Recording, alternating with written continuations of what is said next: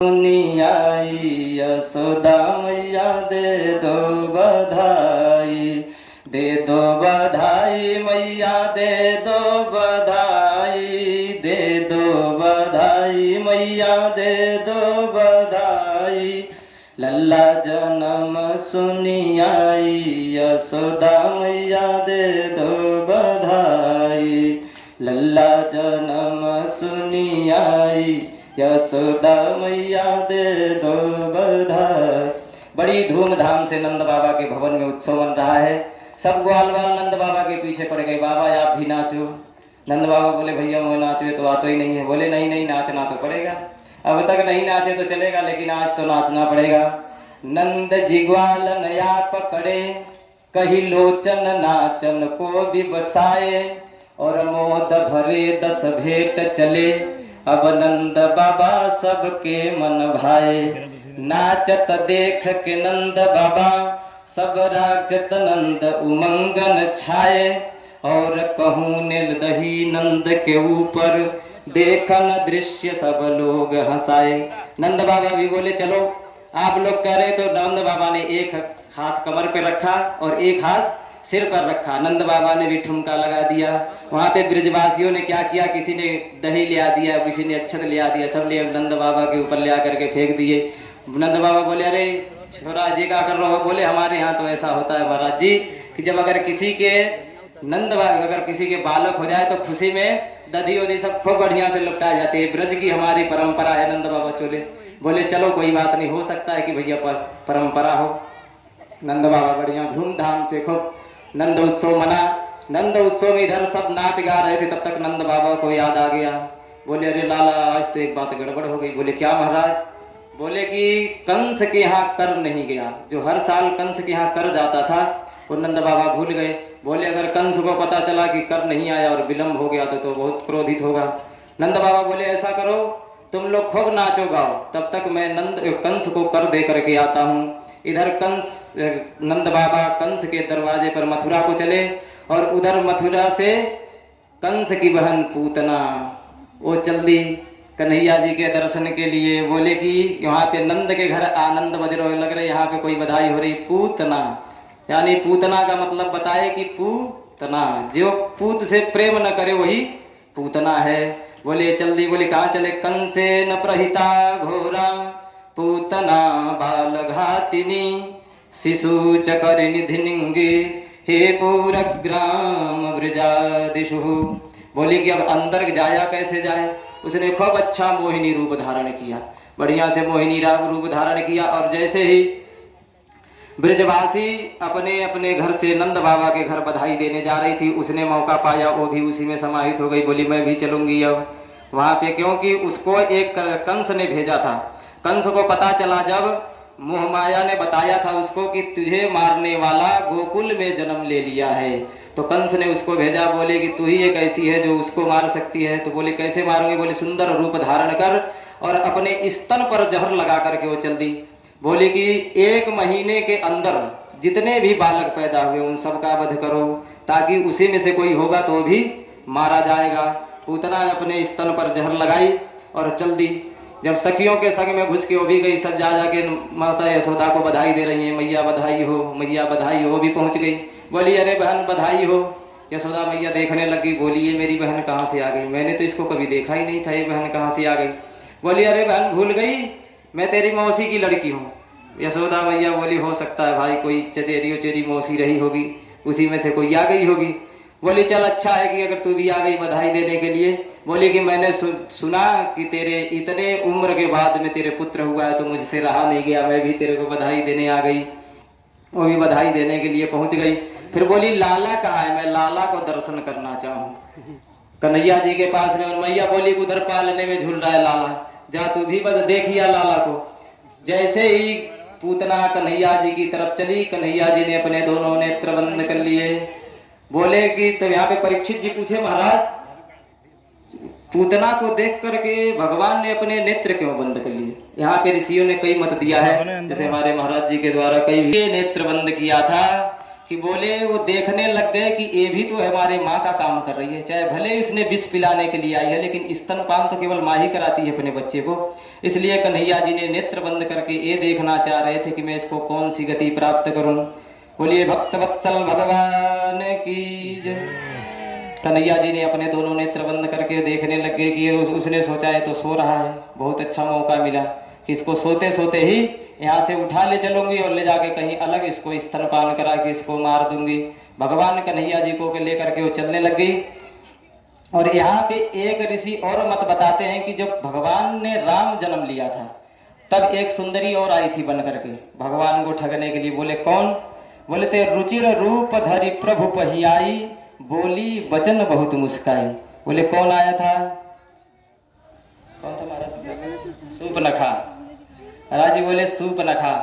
बोले वो भी रूप धारण करके दिव्य मोहिनी का रूप धारण करके आई थी कि मैं भगवान से विवाह करूंगी, हरण करने के लिए आई थी। तो द्विवत उसने बोला कि मैं अभी तक कुंवारी हूँ, झूठ बोला था भगवान से कि मैं अभी तक कुंवारी हूँ, ताकि उसका विवाह हुआ था। उसके पति का नाम था द्वेदजिह्व, द्वेदजिह्व के उसके पति थे, उसका विवाह हुआ था। लेकिन भगवान से क्या बोली कि मुझे आज तक कोई मेरे जैसा वर नहीं मिला, इसलिए मैं अब तक कुमारी हूँ। ताते अबलक रही कुमारी, पर मन मन कुछ तुम ही निहारी। कि बोली अभी तक इसलिए कुमारी थी कि कोई मेरे मन लायक वर नहीं मिला। तुम थोड़े बहुत लग रहे हो, वो भी ज्यादा सुंदर तुम भी नहीं हो, तुम भी तो सांवले से ही हो, ज्यादा सुंदर नहीं हो, लेकिन फिर भी थोड़े बहुत से लग रहे हो। भगवान ने फिर भी त्रिजटा उसकी सूर्पनखा की तरफ नहीं देखा था, सीता जी की तरफ देख करके उन्होंने कहा सीता ही चित ही कहीं प्रभु गाता, अहि कुमार मोर लघु भ्राता। बोले वहां पे भी उन्होंने नहीं देखा था। तो वहां पे तो आंख इसलिए नेत्र खोले थे कि उनके बगल में सीता जी बैठी थी, इसलिए उन्होंने सीता जी को देख करके कहा था। तो एक ऋषि जी यहाँ भी बोले कि इसलिए उन्होंने यहाँ पे नेत्र नहीं खोला कि वहां पे तो चलो मान लो थी। इसलिए भगवान कहते हैं कि जो जैसा है वो ऐसे कि मेरे भाता, मोह कपट छल छिद्र न भावा। कि मोह कपट और छल छिद्र नहीं भाता, जो जैसा है उसी तरह से मेरे सामने आओ, जो भी है वैसा ही समर्पण करो तो मुझे स्वीकार है। अगर छल कपट करके आओ तो मुझे बिल्कुल स्वीकार नहीं है। इसने लिया और कन्हैया जी को अपने गोदी में खिलाने के बहाने लेकर के गई और अपना स्तनपान कराने लगा। भगवान स्तनपान करते करते उसके दूध पीते पीते भगवान ने उसको प्राण को भी पीना चालू कर दिया। बोली मुंच मुंच महाकेशव। बोले हे प्रभु मुझे छोड़ दो, हे कन्हैया मुझे छोड़ दे। अब तो फिर वह भगवान बोले मौसी जी मैंने तो एक ही काम सीखा है, पकड़ भी जानता हूँ मैं, छोड़ना तो जानता ही नहीं हूँ मैं।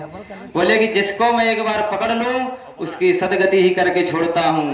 बोलिए भक्तवत्सल भगवान की। भगवान ने उसका स्तनपान करते करते उसको प्राण का हरण कर लिया और धड़ाम से गिरी, पूरी इतना तेज गिरी कि वहां पे सब नंद बाबा एकदम हड़बड़ा गए, जितने सब नंद गोकुलवासी थे सब हड़बड़ा गए। बोले कि अरे ये क्या हो गया है, किस चीज की आवाज थी। जब जाके देखते हैं दौड़ते दौड़ते ही नहीं है। कन्हैया जी जब जाके देखे वहां पे बैठे, उठा के ले आए और जो लाड पाट से मैया ने सबसे पहले स्तनपान कराया। कन्हैया जी जैसे मैया की गोदी में आए खिलखिला के हंस दिए। मैया बोली चलो बच्चा तो ठीक ठाक है, हमारे कन्हैया जी अभी बिल्कुल ठीक ठाक है। इधर नंद बाबा आ गए वहां से। बोले कि नंद बाबा कि जैसे यहाँ पे आए बोले कि ये क्या हुआ। बोले पूतना के कैसे मर गई। बोलिए तो मुझे भी नहीं पता ये कैसे मर गई। यहाँ पे आई थी, भगवान ने यहाँ स्तनपान कराया, जब ऊपर बाहर जाकर देखे तो विशाल रूप में पड़ी थी। बोले मरी कैसे। बोले ये भी नहीं पता, मुझे भी नहीं पता है मरी कैसे, मरी तो मरी कैसे नहीं पता। फिर उसके बाद नंद बाबा बोले मुझसे वासुदेव जी मिले थे। वासुदेव जी तो इसका मतलब बहुत बड़े ज्योतिषी निकले। बोले क्यों। बोले मुझसे पहले ही कहते हैं कि नंद तो जितना जल्दी हो सके उतना जल्दी गोकुल को पहुंच जाओ। बोले क्यों। बोले क्योंकि तेरे गोकुल पर विपदा आने वाली है। इसका मतलब तो बहुत बड़े ज्योतिषी हैं। बोले कि तब। बोले कि अच्छा ऐसा करो, अब जैसे भी मरनी थी पूतना तो मर गई, अब इसका इसने तो पूरा मथुरा का और गोकुल का रास्ता ही बंद कर दिया इतने दूर। बोले महाराज ये तो एक नंबर की राक्षसी थी, तो इसके जब अग्नि संस्कार हुआ तो इसके अंदर सुगंध कहाँ से आया। सुखदेव जी बोले कौन कहेगा ये महापापिनी थी। पूतना लोक बालतिनी राक्षसी रुधिरासने, जिज्ञानयास हरे स्तनम दम्भ सदगति।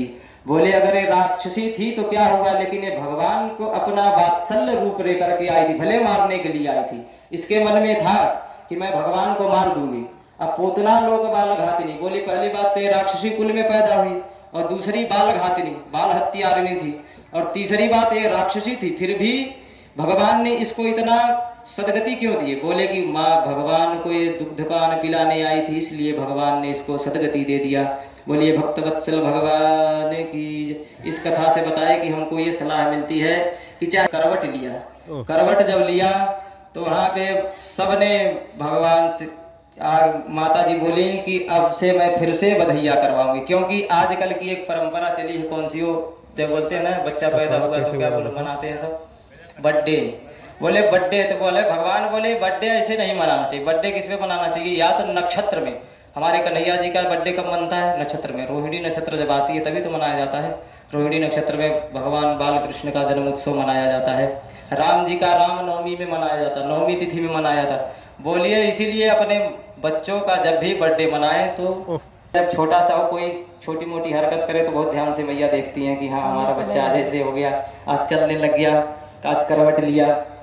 इधर भगवान बोली सबको, नाव को बुलाया, बोले सब घर में पूरा ब्रिजमंडल में ढिढोरा पिटवा दो कि हमारे घर फिर से बधैया बजेगी। बोले भैया आप किस चीज़ की बधैया है? बोले अब हमारे बच्चे ने करवट बदला है, उसका नक्षत्र पे बर्थडे बनेगा, इसलिए हम बधैया गवाना चाह रहे हैं। सब लोग आए इकट्ठे हुए, भगवान सो रहे थे, सब आई, बोले मैया बधाई हो, मैया बधाई हो। देवकी मैया बोली अरे रुक जा रुक जा रुक जा, इतना तेज न चिल्ला, हमारा लाला सो रहा हो, अभी तेरी आवाज़ सुनेगा तो जग जाएगा। बोले तो हमको क्या देखने के लिए बुलाई हो? हमको तो बधैया गाने के लिए बुलाई हो ना, तो हम लोग जब गाएंगे तो इसी हल्ला होगा, तो फिर भगवान बच्चा इसी जग जाएगा।